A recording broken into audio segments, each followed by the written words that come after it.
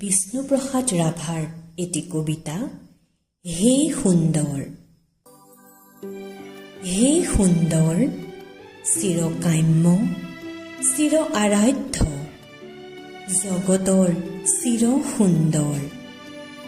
বিশ্বভৰা তোমাৰেই সৃষ্টি মনোহৰ। চন্দ্ৰ সূৰ্য গ্ৰহ ধৰা অগণন্তৰা, সকলোটি তোমাৰেই হৃদয়ৰ ভাৱৰ নিজৰা। তৰুণ নদী গিৰি বন যত জীৱিকাশ, সকলো তোমাৰ সেই অন্তৰৰ সুন্দৰ প্ৰকাশ। হে মহাগুণী সৰ্বগুণৰ আধাৰ, সৃষ্টিৰ কাণত তোলা অসীম অনন্ত মহাশব্দৰ জংকাৰ। উঠক জংকাৰী এই কুমলীয়া হৃদয়ৰ সূক্ষ্মতন্ত্ৰিতাৰ সেই জংকাৰ।